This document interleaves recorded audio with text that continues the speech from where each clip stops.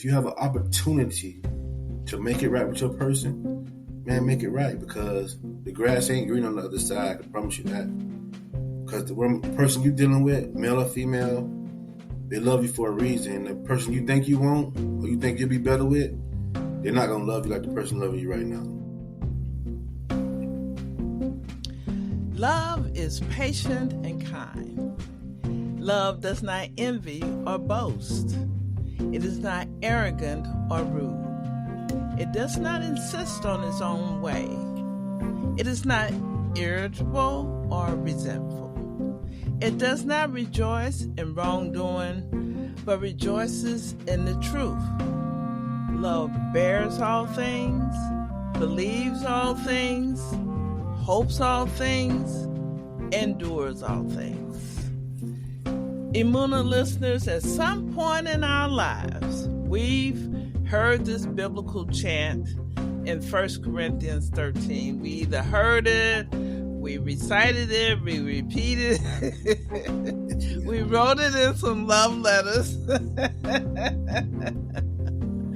But what if you learned all of this too late? Well, our guest today may be able to answer this question. He's written a book entitled Lessons Love Left Behind. Welcome, Aaron Hawkins of Lakeland, Florida. Thank you so much for having me. You own a company, right? A trucking company, right? No, ma'am. I'm not anymore. I had a company. I was a former company owner. I'm a regular employee now.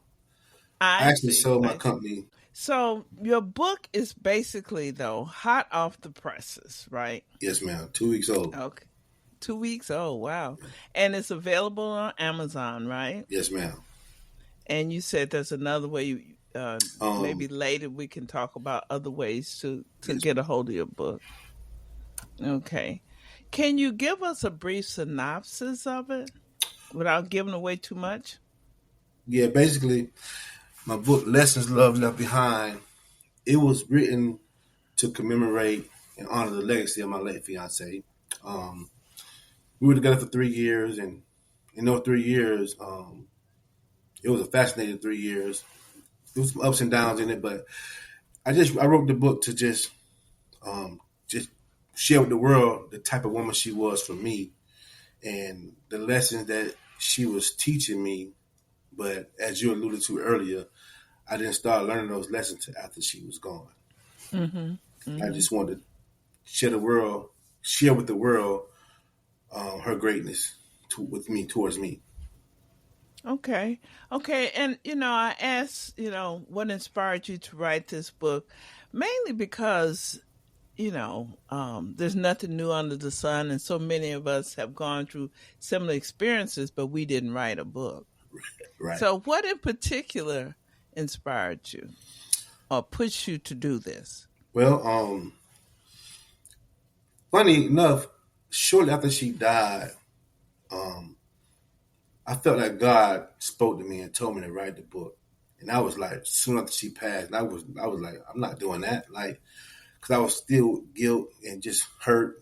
So I said, no, I can't do that. Like, I don't know how to write a book to make her look, to honor her, make her look in the best light. But over the course of the next 3.5 years, going through my just the grief, trauma, guilt, what have you, I began to just reflect on her and just learn like how good she was. And the thing that struck me the most to answer your question, why did she decide to be that woman for me? Because I didn't feel like I was deserving of that. Mm-hmm. And she died in what year? August 22nd, 2021. 2021. And 3 years after that, you started to write the book. Yes, ma'am. Okay. About 4 months ago, I started writing it. Okay. Mm-hmm. Okay. And so what do you want readers to take from your story? To cherish what you have while you have it, because tomorrow's not promised. Don't be afraid to trust your partner because they have your best interest at heart. And be man enough to take your woman's advice because usually they right more times than not. Some men may say, I don't know, man. I don't know if I can agree with I'm getting that. pushback, but that's my perspective on that. So you are getting pushback. Oh, Oh, from okay. the fellas all the time. Yes, ma'am. Emunah listeners, here's how Aaron introduces the love of his life. I saw her from across the room decorating her table. She had the most beautiful eyes I'd ever seen and such a pretty smile. Wow, who's that? I thought, sitting in my chair and just admiring her from afar. What reaction do you think? Her name was NJ or Njeria, is that right? Njeria. Okay. What reaction do you think NJ would have to this book? I believe she would smile on it. I believe she would stamp it. I believe her smile is on it because it's very, very accurate. It's from the heart, so yeah. I think she would smile on it. Okay. Now, Emunah, Hebrew for Faith Belief podcast is faith-based. So I was kind of tuned in to Aaron's references to his parents in the book. And Emunah listeners, you have to get the book so you can really, once you listen to this again, you can understand better what we're talking about. But in the book, he refers to his parents. He describes them as super religious from the Pentecostal faith, a super strict religion. What was your experience growing up in this household? It wasn't bad. It was just normal, It was normal. It wasn't bad. My parents went to a church called Greater Refuge Church of Our Lord of the Apostolic Faith. And it just was really strict. You couldn't listen to the worldly music. You had to dress a certain way, particularly the women. Just real. I hate to say old school because I believe in old school principles, but it was just a really strict religion. It was really like cut and dry. It wasn't no leeway for anything. Mm-hmm. They say we live by grace, but it wasn't much grace when it comes to certain things. But it was my normal, so I didn't have no problem with it growing up. Mm-hmm. Yes, mm-hmm. But by today's standards, you're saying that it was strict. Is that what your point? Yes, ma'am. Okay. Now that I'm outside looking in, I can see the rigidness in it and why people kind of, buck against it, if you will. Mm-hmm. As opposed to non-denominational and different religions and things like that. I see. And you can tell in the book that his behavior around his parents in the book showed how he respected them and their faith. He said in the book, I had the audacity to bring my new girlfriend to their home while presently married. I was ready to face whatever because I wanted them to know that I had met this amazing woman. It didn't take long for them to welcome her into the family. They never mentioned my situation. And then later he talks about how they opened their home to him and NJ and her daughter. So if you were to sum up your view or perspective of your parents, what would it be? Very loving. They're very loving. Yes, ma'am. Gracious. They are giving, supportive. My mother particularly, she talk a good game, but when it comes down to it, she gonna look out for her family. So I got a loving family. They're very loving. In spite of what I may say, it's true what I said, but they bend the rules when needed, for the sake of the greater good. Mm-hmm.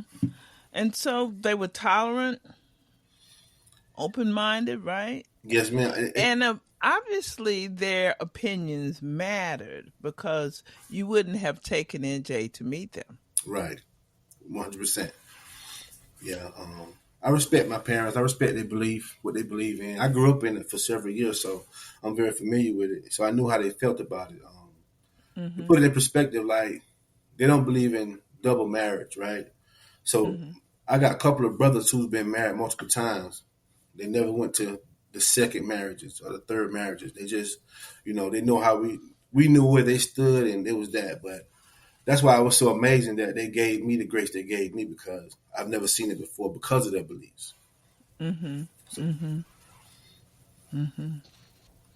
So how do you see their faith playing a role in accepting NJ and opening their home to you and yours? Grace. They walked the grace out. They walked it out. In spite of what they may have said in the past, they extended that grace to me in my time of need with my new family. Yes, And how would you describe your parents' relationship? Because oftentimes we look at our parents and the way their relationships are, and either we try and be like them or not like them. Right. But how would you describe your parents' relationship? They've been married for 60 plus years. They've been married since they was 18 years old. My father, Wow. he just turned 80. My mother's 79. She'll be 80 in February. And they've been together. They've been married since they was 18. So a lot of ups and downs, go good and bad, but they stayed together through it all, and they love each other. They really love each other. And me personally, I try to emulate that. Yes, ma'am. Why do you think you and NJ never got married? Because of me. I was saving for a wedding, and she just wanted to go to the courthouse and just get our family started. But I told her I thought she deserved a wedding, so I was saving for a wedding. She died before. Yeah. And while that was a good thought to have a wedding, you said she deserved a wedding. That I think that's a nice, that's a good idea. But like you said, Yes, ma'am. She died before that could happen. Yeah. If she had a flaw, she wasn't perfect. She had ups and downs, but if it's one thing I wish she had done more of, just really speak like what she really felt. I knew she really wanted that, but she didn't really press it. Had she pressed it, maybe I'd have changed my mind. But that was my heart. Like, I just felt like she deserved a wedding. I just wanted her to give her, for her and her family to have that moment. She was just like, we can do it later. Let's just start our family now. I was just insisting on giving her that wedding I thought she deserved. And I would. So I don't know if she felt like I was just, saying something to get her off my back, but that wasn't the case at all, because I felt really deeply for her, and I did want to give her that. How did writing this book help you come to terms with things, or benefited you, or even healed you? It's definitely therapeutic. It was tough at the same time, because reliving those emotions was still tough, but getting it out was good for me.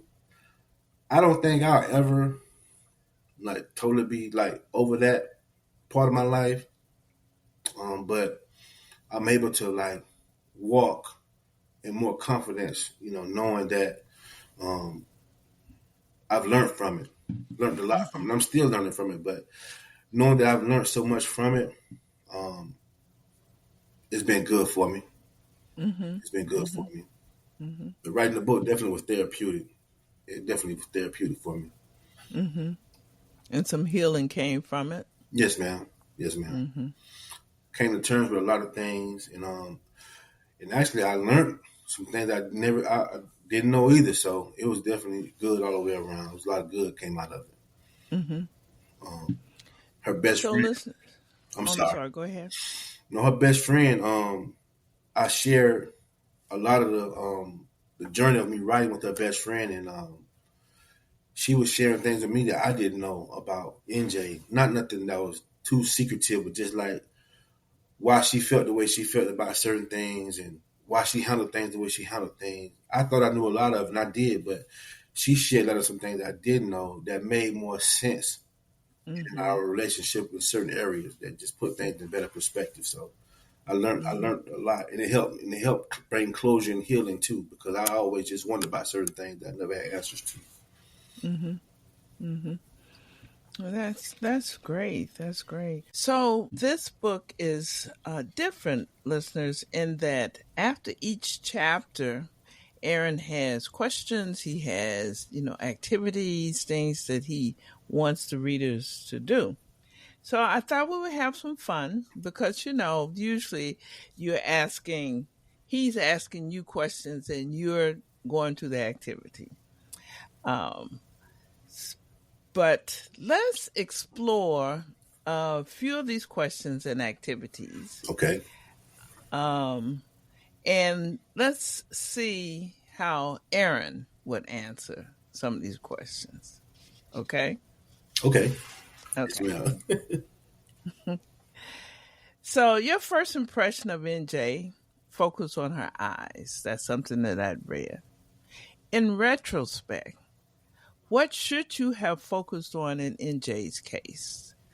What did you not notice that you should have noticed right at the beginning? Oh, that's a good question. How she carried herself. She was just such a lady. She did everything with grace in class. She was really a lady. But her physical attraction caught my attention before I paid attention to the lady she really was. Yes, ma'am. But that's true of most men, right? Oh, for sure. Yes, yes, ma'am. Yes, ma'am. You talk about non-negotiables in a partner. So what are your 3 non-negotiables in a partner? Lack of communication is a non-negotiable.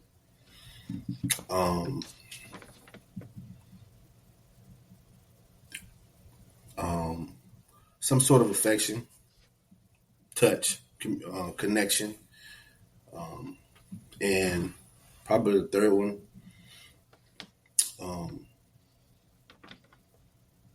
understanding. Just try to be understanding towards one another. Okay. What does unconditional love look like in your actions? Unconditional love is, for me, how I see it. The Bible says patience, but it's showing up when you don't want to show up. It's still being in love when you're angry. It's you're in love when you can be in a disagreement, or it could be a major disagreement, but you still know that we're gonna figure this out. We're gonna work this out. Just showing up every day when you don't feel like it, and also just doing the right thing when nobody's watching, because you love that person. You want the best for them. And even when they wrong you, you have to extend that grace and just, weather the storm, because that's your person. Okay. Since your relationship with NJ, how have you changed the way you support loved ones facing their struggles? That's a good question. I'm more patient. I'm more understanding. I'm more understanding, and I'm more forgiving than I once was. But I also hold you more accountable as well, so we can get the best answer or the best solution for the problem, if there's any solution to be had. But just more forgiving and more patient, but also hold you accountable, so we can figure the best way to handle the situation we got going on. What are your top 5 relationship values now, and how have they changed over the years? Patience. Patience comes up a lot. Patience. Miss Tamara, I'm so, I move fast, right? So if I feel like it ain't gonna work or it's not working, I just detach and I may still be in a relationship, but if I detach, it might as well be over with. But now it's just like I'm more patient. I think more before I react. Or if I react, I still think about it. And if I'm wrong, I correct it. Try to practice what I preach, live by example. I ain't always been the best at it. Still trying to, every day I'm still trying to get better at it. But these are the things that I try to do every day in my relationship since NJ. And that goes for friends as well as my romantic relationship. So what else should listeners know about this book and about you? About me. I'm just a regular guy with the big heart, who's flawed a lot, who's flawed in many ways, and just trying to learn from my mistakes every day. But the book, I just want people to learn from my mistakes. That's pretty much it. I want you to learn from my mistakes. And then if you have an opportunity to make it right with your person, man, make it right, because the grass ain't green on the other side. I can promise you that. Because the person you're dealing with, male or female, they love you for a reason. The person you think you want or you think you'll be better with, they're not going to love you like the person loving you right now. Because the older we get, the less we tolerate, the less patience we have, the less we're not going to put up with, more non-negotiables we have. And you're going to be pretty much coulda, woulda, shoulda. So just, you have an opportunity to make it work with your person. They're with you for a reason. They're hanging out for a reason. So figure it out. It's in the book. I read a section in my book about that because I see my daddy and my mama do it. I see my uncles go through it. And they're still together. I see my older friends, older guys I look up to. They went through it and they came out on the other side good. So I know it can be done. For me, time just ran out for whatever reason. So I don't want to turn around on nobody else. If we all got an appointment one day, however, you don't want to meet that appointment and lose your person. And you could have did so much more and you didn't.